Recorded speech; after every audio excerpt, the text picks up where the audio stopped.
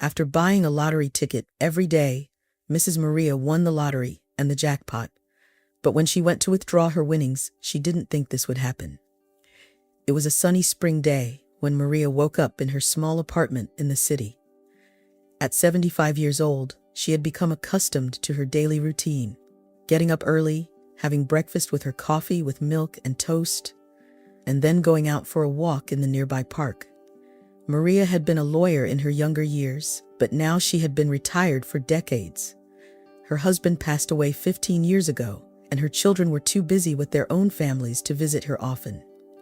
Although she sometimes felt lonely, Maria liked her independence. That morning, after her walk through the park, Maria decided to stop by the kiosk as usual. "Good morning, Mrs. Maria."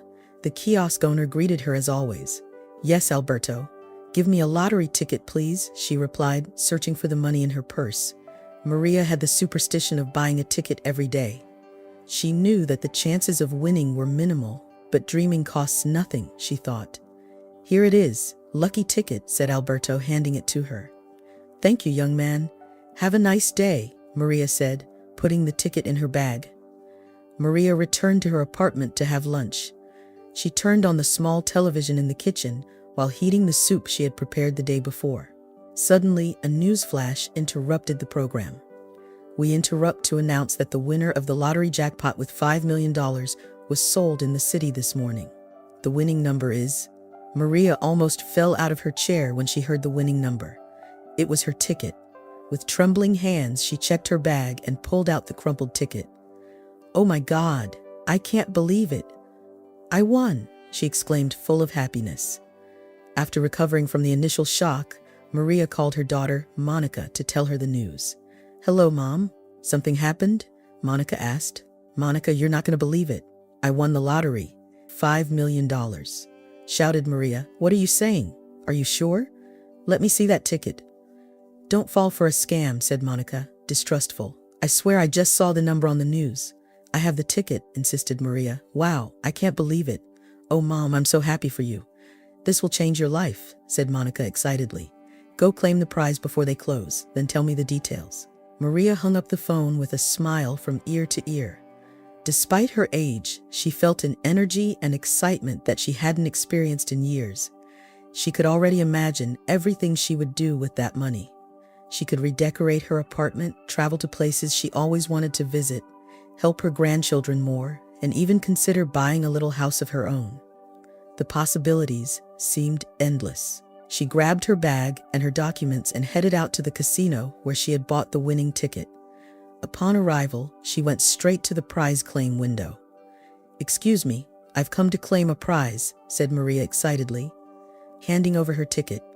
The cashier examined the ticket and frowned. After typing something into his computer, he replied, "I'm sorry, ma'am. There must be a mistake with this ticket." "How come? If this is the winning number, it was just announced on television." Maria exclaimed, confused. "There must be some mistake. This ticket is not registered as a winner here." The cashier insisted, "I recommend that you check the number carefully." Maria began to panic. She checked her ticket again, but it was the same number that they had said on television. "I beg you to check again. I saw the drawing live, and this is the winning ticket. I even called my daughter to tell her." "Don't do this to me," she begged. "I'm sorry, ma'am, I can't do anything. The system doesn't register it as a winning number," repeated the impassive cashier. At that moment, the manager of the branch approached, attracted by the commotion. "What's going on here?" asked the manager, a middle-aged woman with a stern appearance. The cashier explained the situation and that Maria insisted on having the winning ticket, but the system didn't register it as such. "I see, ma'am, it must be a mistake. Maybe she heard the number wrong or got confused, but our system is clear. That ticket didn't win anything," the manager said. Maria began to cry inconsolably. It wasn't possible. What was happening? "Please, there must be a mistake. I saw the drawing and wrote down the number. How could it be that it's not registered here?" She begged through tears, but neither the cashier nor the manager gave in. They insisted that she must have written down the number wrong and that they couldn't do anything about it. She had to leave. "You're making a scene," the manager finally said, indicating to a security guard to come closer. Maria felt as if the world had collapsed around her. How was it possible? She was completely sure that she had the winning ticket in her hands. She had even confirmed it before leaving her house. She had no choice but to leave, crying inconsolably and feeling that a dream had been taken away from her. The prize that had excited Maria so much vanished as quickly as it had arrived. With her heart broken, Maria returned to her apartment. She didn't even have the energy to cook. Unable to believe what had happened, she sat down in her armchair and turned on the television again, thinking that perhaps it had all been a nightmare. To her surprise, the news channel was broadcasting live from the casino door, covering the story of the jackpot winner. The reporter held a ticket in his hand. "We are here outside the casino, ready to talk to the lucky winner of $5 million. As soon as he comes out with his huge check," the reporter said. Maria felt nauseous when she confirmed that indeed the ticket the reporter was showing had the same number as hers. There was no doubt about it. Her ticket was the winner. "I can't believe they did this to me," she muttered as tears filled her eyes again. There had to be some mistake, or worse, some kind of fraud. Maria couldn't understand how it could be that the winning ticket was about to be paid to another person. Determined to discover the truth, she grabbed her bag again and headed to the casino, hoping to approach the supposed winner and discover the truth. But upon arriving, she only found a crowd celebrating and taking photos with a man holding a check for $5 million. After seeing the supposed winner celebrating with the prize that she was sure she had won, Maria felt completely devastated and confused. How was this possible? She had the ticket with the winning number. She had checked it many times. Something very strange was happening. Determined to discover the truth, Maria approached the man with the check. "Excuse me, I need to speak with you for a moment," said Maria, touching the man's shoulder. "I'm a little busy now, ma'am." "What do you need?" he replied angrily. "Please, I'll just be a moment." "I need to see your winning ticket," Maria insisted. The man reluctantly agreed and showed her the ticket. Maria examined it carefully and confirmed that it did indeed have the same number as hers. "This doesn't make sense. I also have that same ticket number. And at the casino, they told me that it wasn't a winner. It has to be a mistake," exclaimed Maria. "Ma'am, I don't know what you're talking about. This is the only winning ticket, and it was already verified by the casino. Now, if you'll excuse me, I want to enjoy my prize," said the man rudely, turning around to take more photos with the check. Maria was not willing to give up. She pushed her way through the crowd again and approached the casino executives who were there. "Please, you have to listen to me. This ticket that I have also had the winning number. I'm sure something irregular is going on here," Maria pleaded with the general manager of the casino. "Ma'am, we already had this conversation before. The only winning ticket validated by our system is the one that the gentleman has." "End of discussion," said the general manager, visibly upset. "But there has to be a mistake. There can't be two tickets with the same number," insisted Maria desperately. "Security, please accompany this lady to the exit," instructed the manager immediately. Two burly guards approached Maria and took her firmly by the arms, trying to lead her to the exit. Maria struggled and begged to be released, but no one paid attention to her. The guards pushed her out the door and onto the street. "Don't you dare set foot in here again," one of the guards yelled at her before slamming the door in her face. Maria was now on the street, crying, not understanding what was happening. She began to walk aimlessly through the city, feeling helpless and defeated. After walking several blocks, she finally stopped a taxi and went to the nearest police station. There, she demanded to speak to the detective in charge to report a possible fraud. After waiting several hours, she continued to demand to speak to the detective in charge. Detective Garcia, an older man with a tired appearance, attended to Maria. She explained everything that had happened while showing her ticket over and over again as proof. "Madam, what you're telling me is very serious, but I'm being honest. It will be your word against theirs. If the casino system verified that ticket as the winner, it will be very difficult to prove otherwise," said the detective after listening to her. "But there has to be something I can do. It's not fair. I know I won that prize. They must be doing something fraudulent. I beg you," Maria pleaded.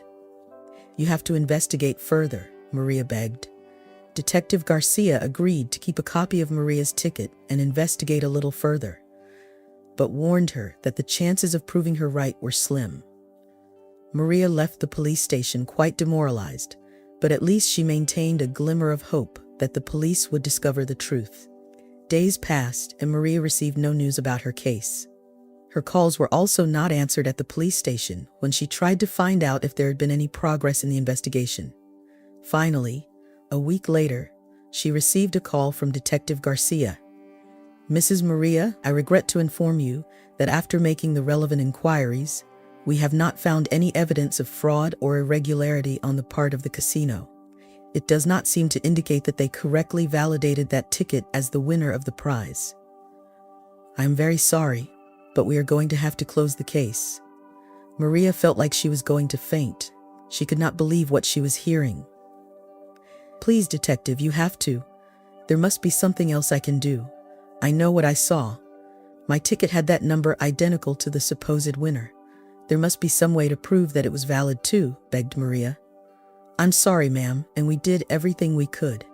If you want my advice, I recommend that you let it be. I know it must be very frustrating for you, but there is no way to prove your case against such a powerful casino with all the legal resources in its favor, replied the detective with a tone of resignation. Maria clenched her fists in helplessness until she dug her nails in. No, she could not accept giving up just like that. There had to be something else she could try. After saying goodbye to the detective, she spent the rest of the day thinking about possible options. Finally, the idea occurred to her to seek legal help. Perhaps a more experienced lawyer could have better tools to face the casino. The next morning, Maria began to look for lawyers specialized in corporate fraud cases. She called several law firms until finally, one agreed to hear her case. It was a respectable law firm called Lozano and Associates.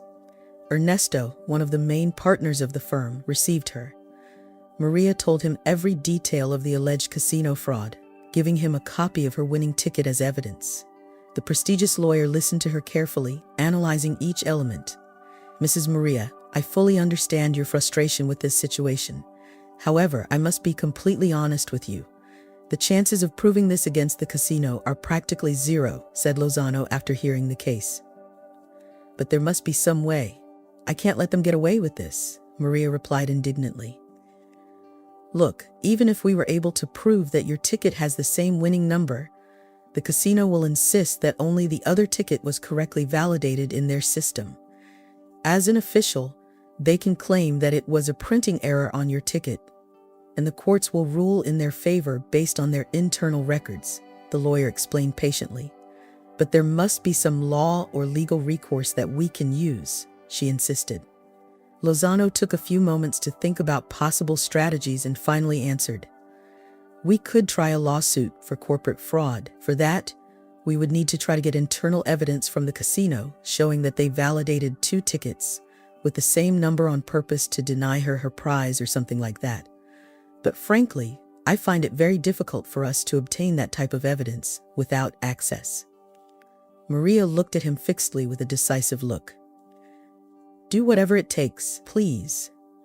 I don't care how much it costs or how much it costs. How long will it take me to recover what is rightfully mine?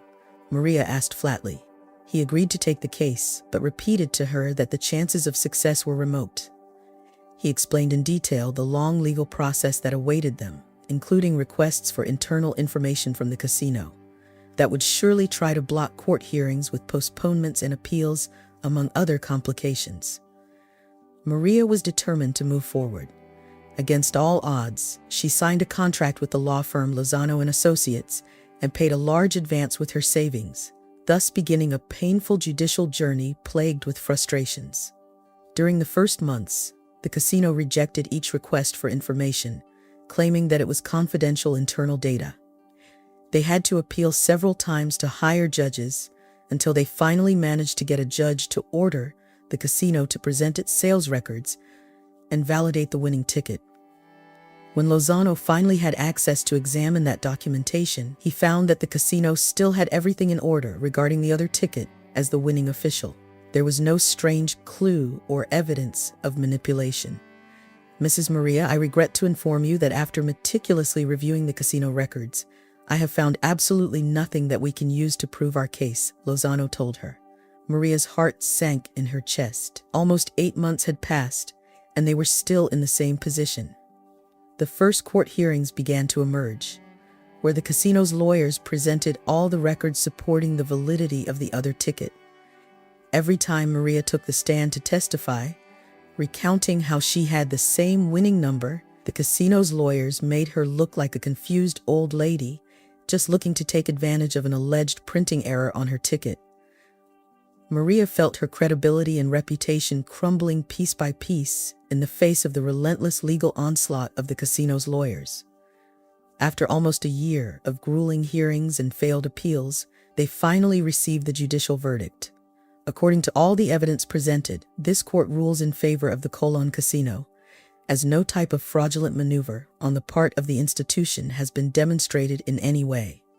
The ticket presented by Mr. Alberto Torres is declared the sole and legitimate winner of the jackpot. Maria felt faint at that moment. Lozano tried to console her by telling her that they had done everything possible, but none of that served to alleviate the deep pain and feeling of injustice that invaded her. After spending all her savings and a whole year of her life in that legal battle, Maria had lost.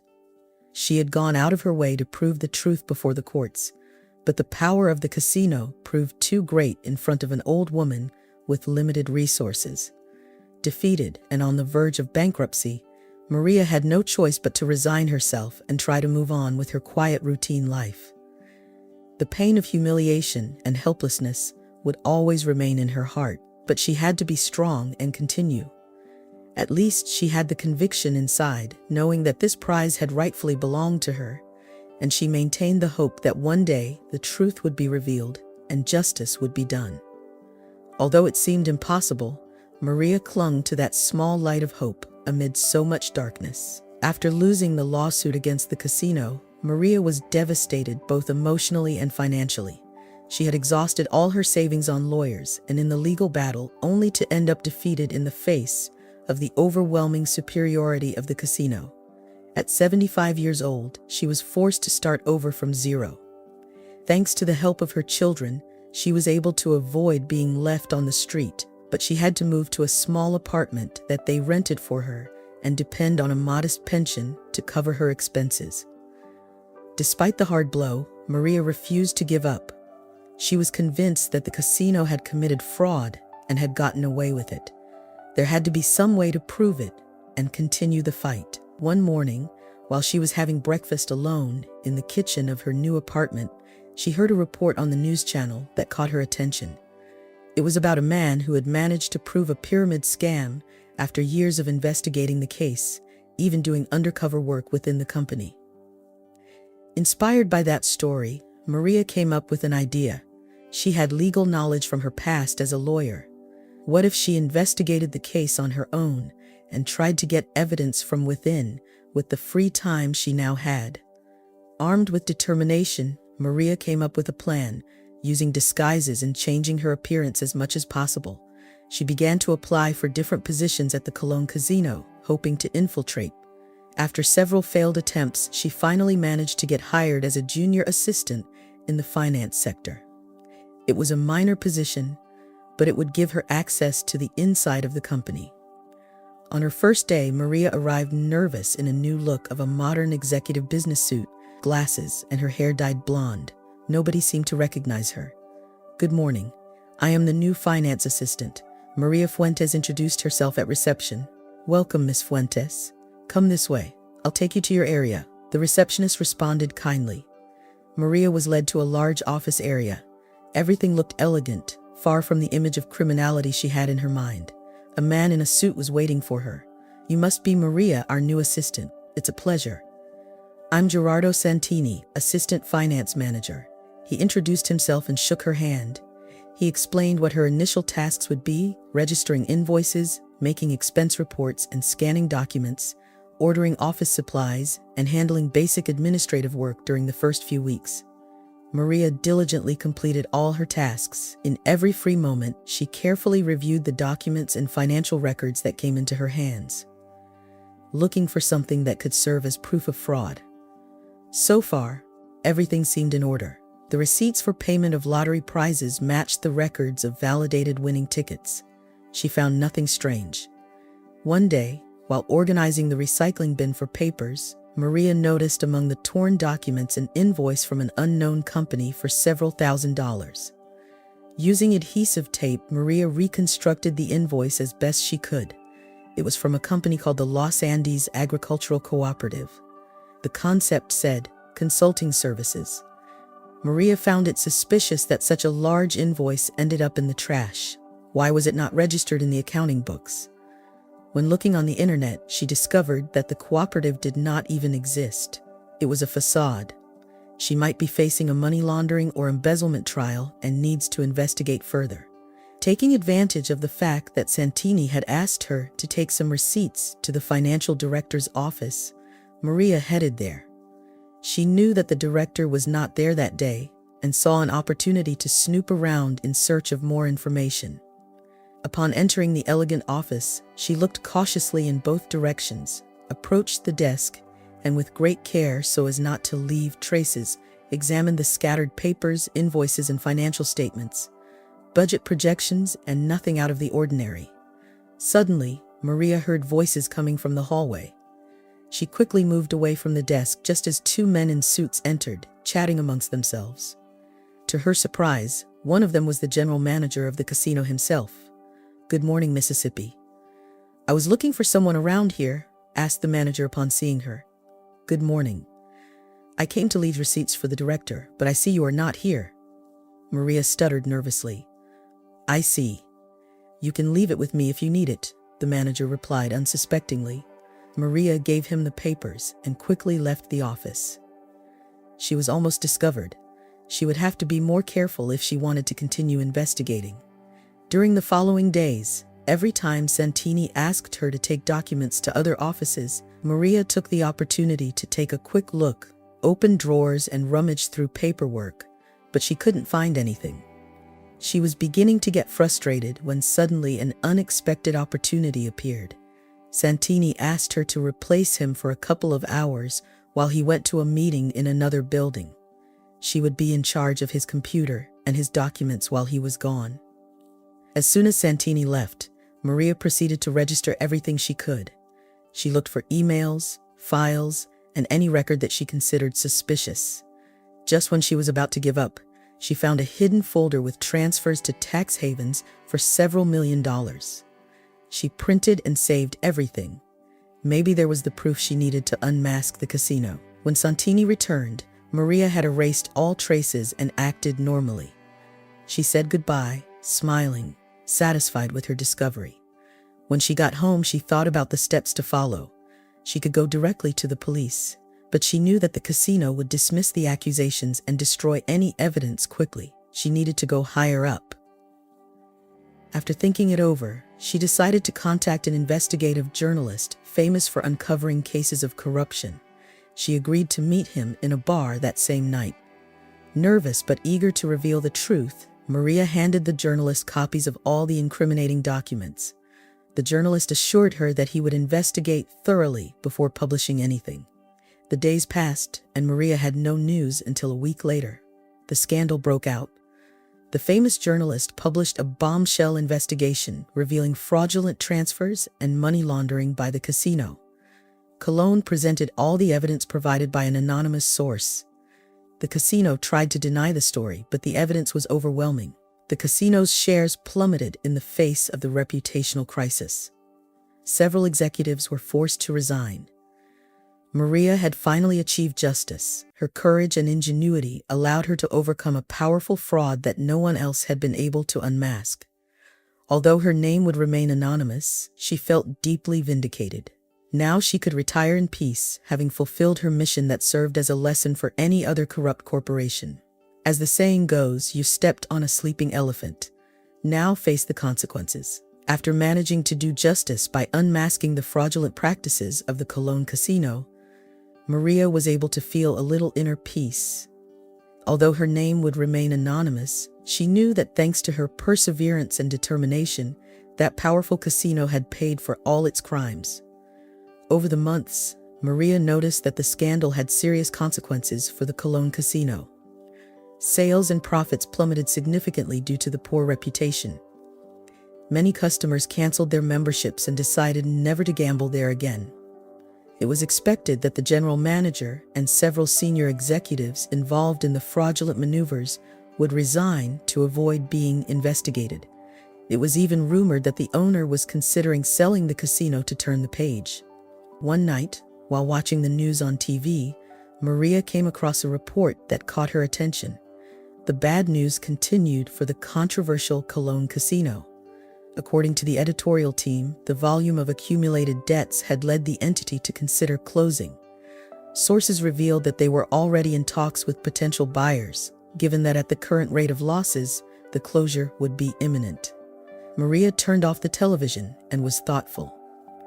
Her actions might have damaged the casino so much that they were now on the verge of bankruptcy.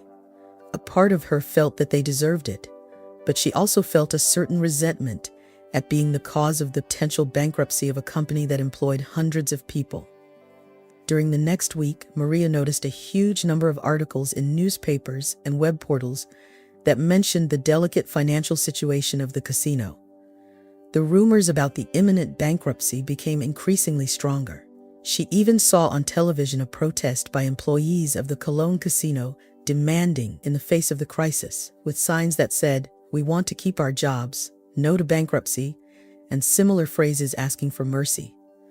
Despite all the damage they had done to Maria, it moved her to see so many desperate employees afraid of losing their sources of income in the event of a definitive bankruptcy.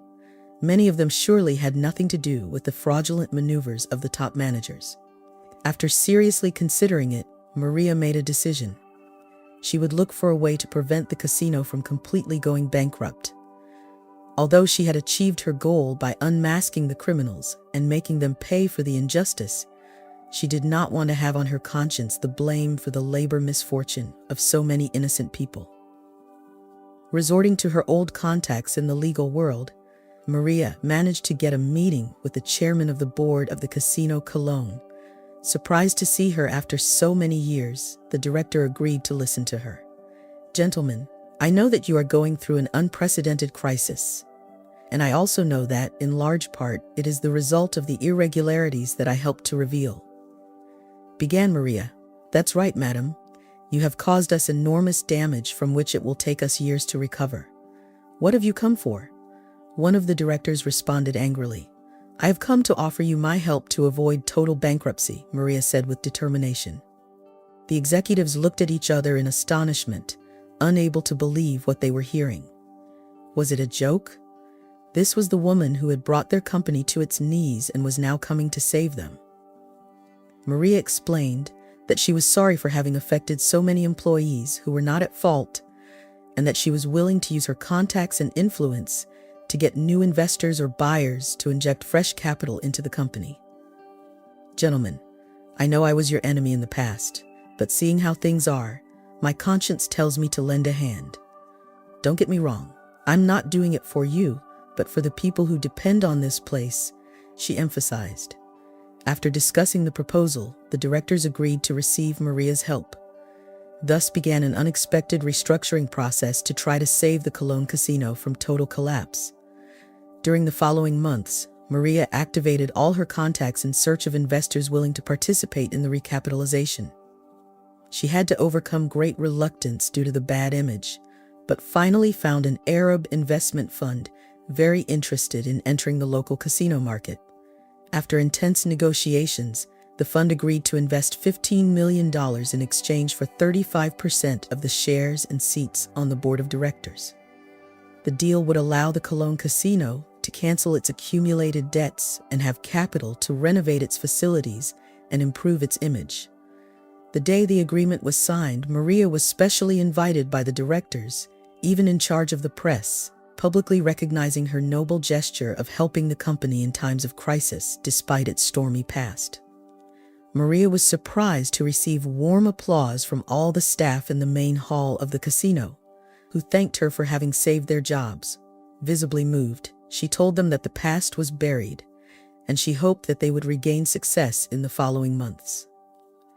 The Cologne casino experienced a remarkable recovery. The reforms and the investment attracted thousands of clients again. The profits increased fivefold, and more jobs were created. 10 years later, Maria was invited to the lavish events for the 50th anniversary of the Cologne casino. She watched it proudly, packed with people who enjoyed the entertainment in a healthy way, far from that den of fraud and deceit into which she had fallen years before. Her spirit of improvement and her kindness were the keys to giving the company a second chance. Today, Maria is remembered within its halls as the woman who not only faced them, but then rescued them from the ashes. Her story will inspire always the new generations. Despite the time that had passed, Maria could not forget the fraud that the Cologne casino had committed against her by denying her the lottery prize that was rightfully hers. Although now she had a good relationship with the company, even having helped them avoid total bankruptcy in the past, the memory of that humiliation was still latent in her mind. So, when the casino invited her to the celebrations for its 50th anniversary, Maria saw the perfect opportunity to settle that outstanding debt once and for all. It was the ideal time to face them for the last time and finally recover what was hers.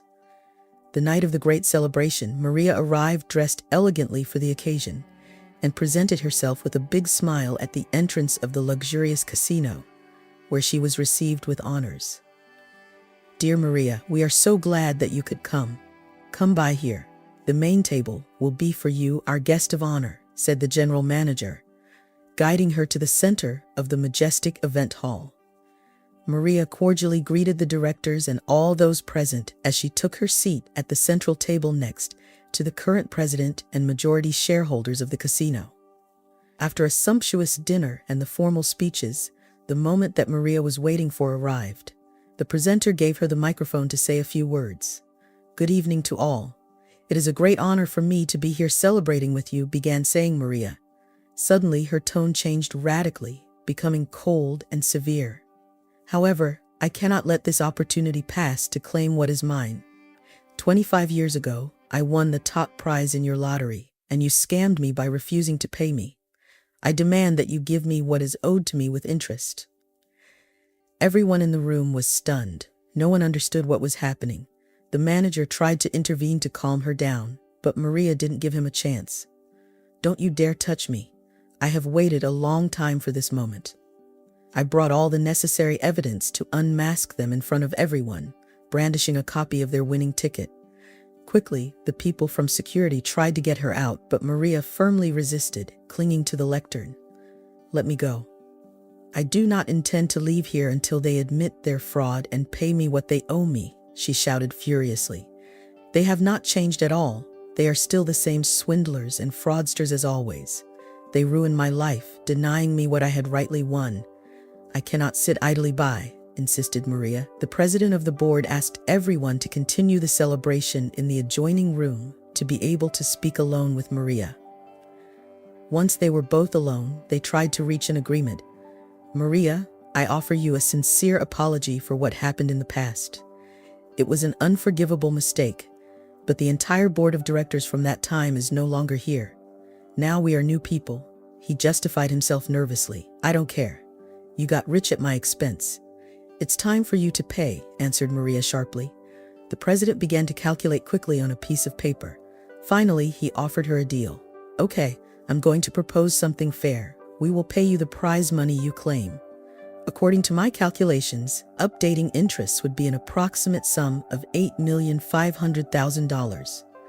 In exchange, you must promise not to claim anything from us again or make a scandal." Maria thought about it for a moment. She knew that with that, it was enough to recover her money and perhaps something more. She did not want to be too greedy.